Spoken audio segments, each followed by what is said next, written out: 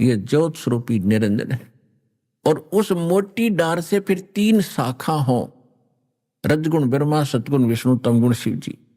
ये शाखा समझो, तीनों देवा शाखा है और हम फिर आगे पात रूप में है। अब इस समय दोनों बात समझ में आएंगे आपके कि एक तो जड़ कौन है। अब जड़ है पूर्ण परमात्मा जो गुप्त है, अव्यक्त है, परोक्ष है, और सारा कुछ होता ही जड़ से है। पौधे को आहार जड़ से मिलता है, पौधे को आहार जड़ से मिला तो तना बड़ा हुआ, इसी से डार फली और इसी से शाखाएं प्रफुल्लित हुई, उसी से पत्ते और फिर टहनियों के फल लगते हैं। अब शाखा कौन है? ब्रह्मा विष्णु महेश। इनको फल लगेंगे, फल इन्हीं के लगेंगे, क्योंकि व्यवस्था है ये वृक्ष के कि शाखाओं के फल लगेंगे। लेकिन वो फल लगेंगे कैसे? जब हम मूल की सिंचाई करेंगे, सेवा करेंगे जड़ की, और फिर उसके बाद पेड़ बनेगा, शाखाएं बड़ी होंगी, बढ़ेंगी, ये देवता बढ़ेंगे और फिर ये फलों से लदपद हो जाएंगे। अब आपका शास्त्र अनुकूल जो साधना होगी उसमें आपका पूज्य तो रहेगा इष्ट परम अक्षर ब्रह्म कबीर साहब। उसको हम इष्ट रूप में पूजा करेंगे, उसकी पूजा करेंगे तो फिर हमारे शास्त्र अनुकूल शुभ संस्कार बनकर इन ब्रह्मा विष्णु महेश रूपी शाखाओं के पास जाएंगे और ये न चाहते हुए इनको देने पड़ेंगे। अपने आप शाखाओं के वो फल लदपद हो जाते हैं, कितने तोड़ और खाओ।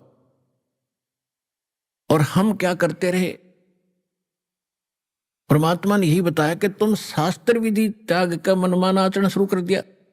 आपको ये तो पता लग गया कि टहनियां फल देती हैं, कि ब्रह्मा विष्णु महेश आपको यहां लाभ दे रहे हैं, लेकिन ये दे कैसा रहे हैं, वो कैसे दे रहे हैं, कहां से दे रहे हैं, ये ज्ञान ना होने से आपने टहनियों की पूजा शुरू कर दी, जड़ छोड़ दी, मूल छोड़ दिया, और जिस कारण से आपका भक्ति रूपी पौधा व्यर्थ हो गया।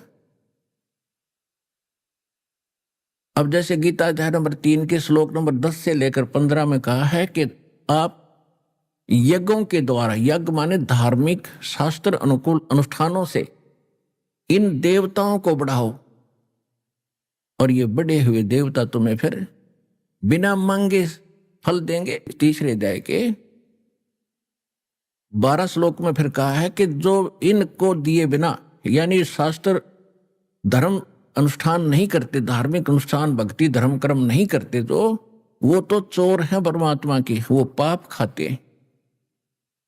और फिर कहा है कि तीसरे अध्याय के 14 और 15 श्लोक में एक निर्णय दिया है कि यहां जो भी कर्म करोगे वैसा ही फल मिलेगा, और ये कर्म आपको लगे यहां काल के लोकमान्य से 21 ब्रह्मांड, यहां 7 संग ब्रह्मांड वो अक्षर पुरुष के, इन सब में इंसान को किया कर्म ही मिलता है।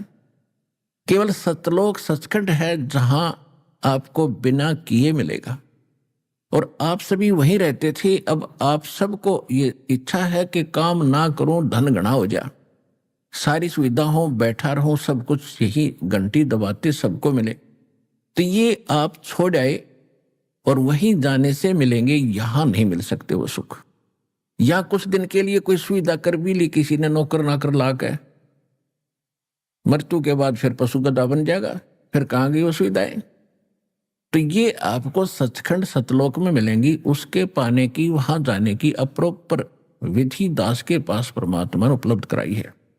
इसका लाभ उठा के और चलो वहां पर, इतनी सी बात है। अब जो प्रसंग चल रहा है कि परमात्मा ने स्वयं आकर बताया था कि हम साधना गलत करे थे, तो तीसरे अध्याय के 14-15 श्लोक में बताया है कि शास्त्र अनुकूल साधना